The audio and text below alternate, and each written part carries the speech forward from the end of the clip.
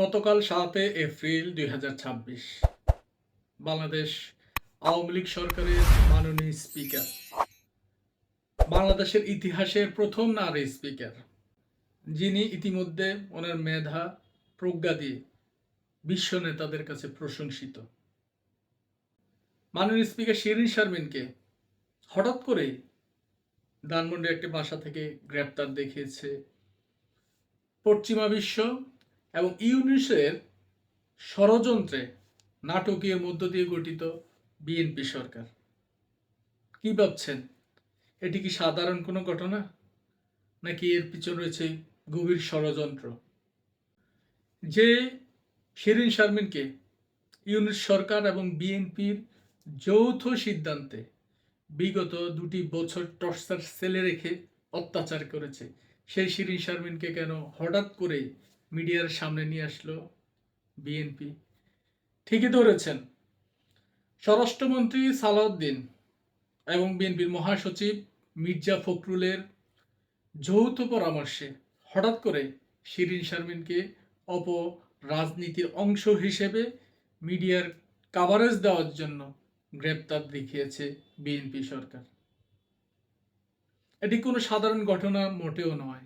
আজকে যখন সাধারণ মানুষ তেলের জন্য হাহাকার, সাধারণ মানুষ Ladies and gentlemen, welcome to Petrol Pump. যখন বিদ্যুতের জন্য হাহাকার, সাধারণ মানুষ যখন আজকে গ্যাসের জন্য হাহাকার, আজকে যখন হাম নামক মরণ ব্যাধি, যেটি 2008 থেকে 2024 পর্যন্ত কোনোভাবে মাথা ছাড়া দিয়ে উঠতে পারেনি বাংলাদেশে,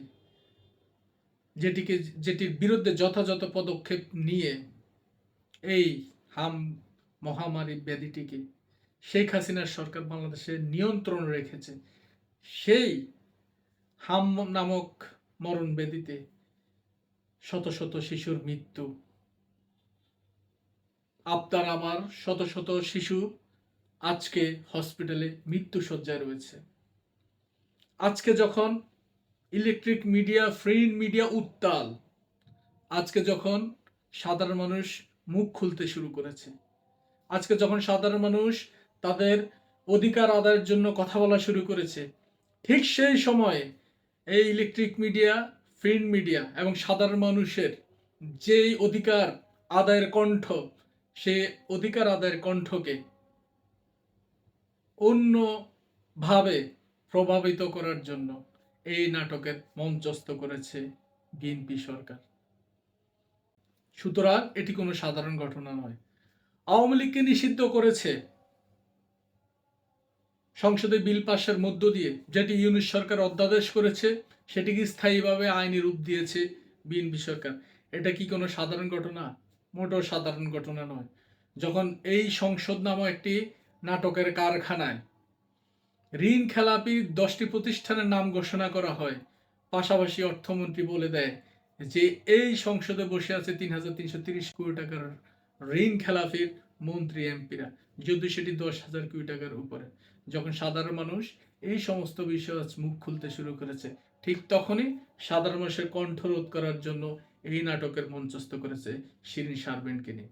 আজকে দেখবেন বিএনপি জ্বালানি এবং বিদ্যুতের গ্যাসের ক্ষেত্রে যখন এক্সকিউজ দেখাচ্ছে মিডল ইস্টের যুদ্ধ পরিস্থিতি, ঠিক তখনই জনগণ যখন তাদের এটার প্রতি উত্তর হিসেবে বলছে যে রাশিয়া ইউক্রেন যুদ্ধ এবং করোনা পরিস্থিতিতে যখন বিশ্ব টালমাটাল, তাহলে শেখ হাসিনা কিভাবে এই জ্বালানি, এই তেলের চাহিদা পূরণ করেছে সাধারণ জনগণের, ঠিক তখনই বিএনপির আর জবাব থাকে না।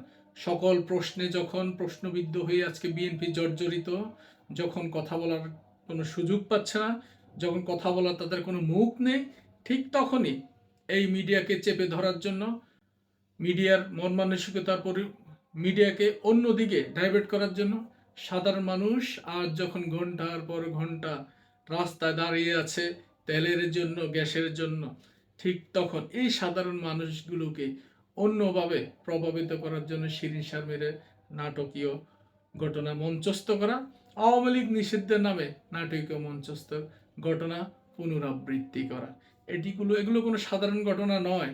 এগুলোর পিছনে রয়েছে কঠিন এক ষড়যন্ত্র, কঠিন এক বলয়। এই বলয় থেকে সাধারণ জনগণ খুবই সচেতন থাকতে হবে। এই বলয় থেকে বের হয়ে আসতে হবে। সাধারণ জনগণ, আওয়ামী লীগ সরকার যেভাবে সাধারণ জনগণের সকল চাহিদা পুঙ্খানুপুঙ্খভাবে পূরণ করেছে, ঠিক সেটিকে সাধারণ মানুষ যখন আজকে মূল্যায়ন করছে, এবং এই মূল্যায়ন ধারাবাহিকতা যদি অব্যাহত থাকে এবং আগামী দিনে এই বিএনপির সকল অপরাজনীতি, ষড়যন্ত্র, অপকৌশলের বিরুদ্ধে যদি সাধারণ মানুষ নিয়মিত মুখ খুলতে থাকে, এই বিএনপি সরকার 8 থেকে 9 মাসের বেশি টিকবে না। সন্দেহ করে বিএনপি সাধারণ মানুষের মনের পরিবর্তন করার জন্য আওয়ামী লীগকে নির্দল নামক বিভিন্ন টর্চার করে, বিভিন্ন আইন করে আওয়ামী লীগের এমপি মন্ত্রীদেরকে গ্রেপ্তার দেখাচ্ছে। সাধারণ মানুষকে সচেতন থাকতে হবে। শিরিন শারমিনের মতো আরো অনেক নাটকীয় মঞ্চস্থ নাটকীয় ঘটনা পুনরাবৃত্তি করবে এই বিএনপি সরকার। আওয়ামী লীগকে নির্দলের নামে যে নাটকীয় মঞ্চস্থ সেটি বিগত 2 বছর ধরে হয়ে আসে। আজকে যখন রাষ্ট্র উচ্চ মাত্রার মুদ্রাস্ফীতির ষড়যন্ত্রে পড়েছে, সেই ষড়যন্ত্র থেকে বাংলাদেশকে মুক্ত করতে হবে। এই মুক্ত করার দায়িত্ব আমার, আপনার, বাংলাদেশ সকল সচেতন নাগরিকদের। আমরা এই বিএনপির সকল ষড়যন্ত্র, অপরাজনীতি, অপকৌশলের বিরুদ্ধে মুখ খুলি। বাংলাদেশ আজকে যেই আফগানিস্তান, যে শ্রীলঙ্কা, যে পাকিস্তানের দিকে ধাবিত হচ্ছে অর্থনৈতিকভাবে, সেখান থেকে ফিরিয়ে আনতে হবে এই বাংলাদেশকে। তাহলে এই বাংলাদেশ হবে আমার, আপনার, আমাদের সকলের আগামী দিনের নিরাপদ ভূমি।